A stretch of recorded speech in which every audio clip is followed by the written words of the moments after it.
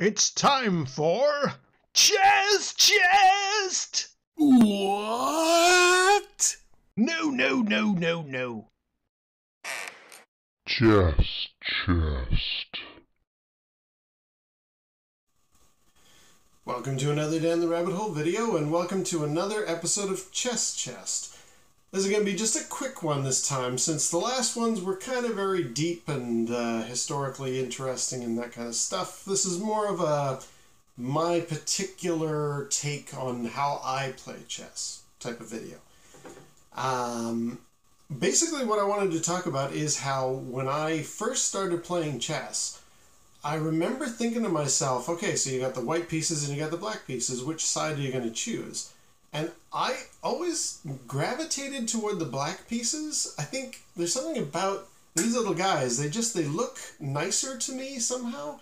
And I remember thinking to myself, okay, well, that's just the side I'm going to choose.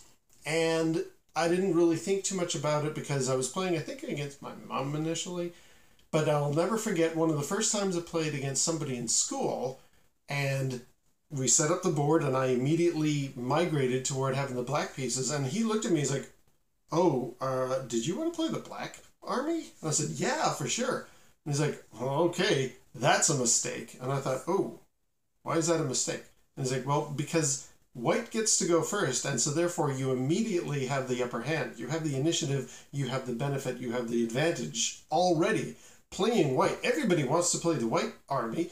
Nobody wants to play the black army. And I thought, oh, I just thought they were kind of cool looking. And I mean, look at these pieces. Like, the black army, for me, I don't know what it is. It's just something about these little, the way the black onyx design, I mean, it's exactly the same shape as the white army, but there's something about black pieces, they just speak to me more. And it's weird, because, I mean, I don't really go for, like, as you know, I'm a Star Wars fan, and it's not like I've got a Darth Vader preference or anything like that, but even though the Black Army is kind of the Darth Vader of chess, I like those pieces. I like how they look.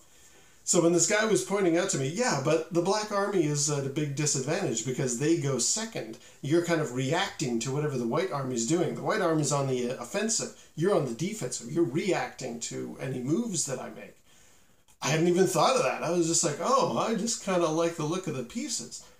And for years, I'd always thought to myself, right, so there's something wrong in the way that I like to play chess, because you're not supposed to want to play the black army. You're supposed to want to, everybody's scrambling to play white first.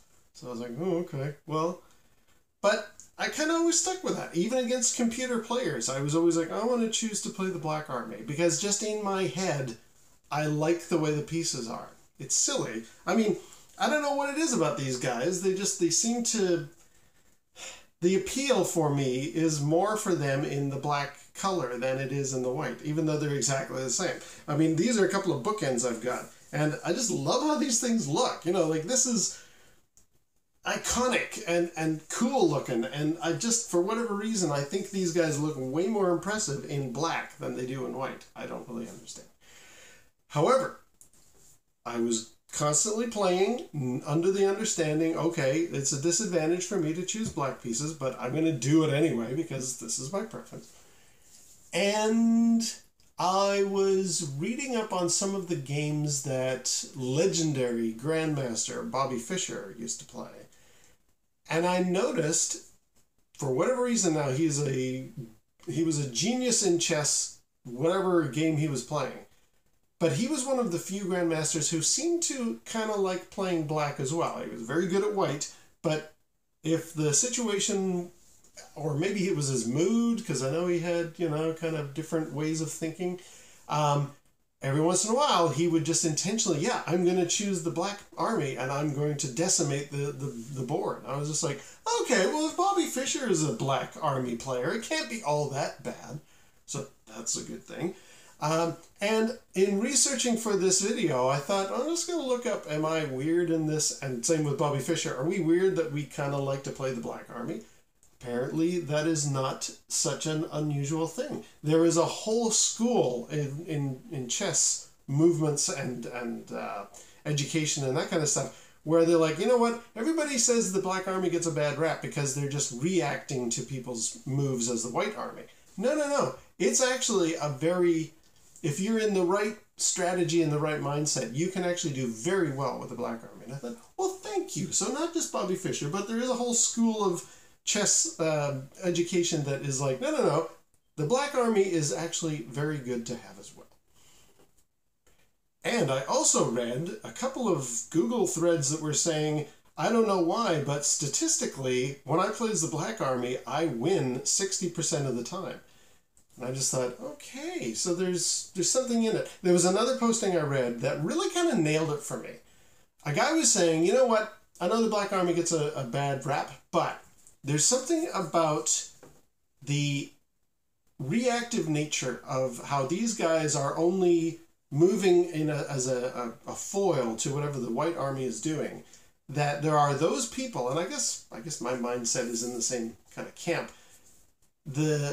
Somebody had posted online, I like playing the Black Army because I like to be in a counter-punch situation. I like to see, okay, you think you're going to go that way? Well, here comes me from a different angle that you weren't expecting because I'm using the Black Army. And I thought, yeah, okay, this guy's on my wavelength. There's something about being the counter, the foil, the reactor to whatever's happening on the board that makes the Black Army earn its stripes, if you will. And it's always seemed kind of strange to me, like, when I play checkers, I don't care if I'm white or black, red or black. Like, this affinity I have for the black pieces only applies to chess. It doesn't go on to other games of this nature. Like, if I'm playing, I don't know, Sorry or Parcheesi or whatever, if there's a blackish looking set of pieces, I don't just instantly grab them either. It's only chess that this happens for me. And I don't get it, and yet, if I encounter a weird chess set where you've got like red and green, or, you know, different colors that it's not immediately obvious which one is the white and which one is the black, I still positionally go, okay, we've got these pieces that have some unusual colors. I'll immediately ask, well, okay, of these colors, which one is the Black Army? It's the purple rainbow guys. Okay, I'm going to be purple rainbow because I want to be the Black Army. Don't understand it. It's not intuitive. It's counter to what most chess players will tell you. And certainly that guy when I first played when I was very young. However, I just like playing the Black Army. So you're probably going to notice anytime I'm doing things here, I'm going to talk about general movements in chess and all that kind of stuff. But if I'm ever talking about my game, or if I poured over some of the stuff that you've seen from like the Ultra Chess and PlayStation VR, you're probably going to notice, hey, he's moving the black pieces. Why are you moving the Black Army? Because I like playing black. So when it comes to chess, I always bet on black. And on that note, I'm going to wrap this one up. As I say, just a quick little video here. That is this issue or this episode of Chess Chest. And until next time, we'll see you down the rabbit hole.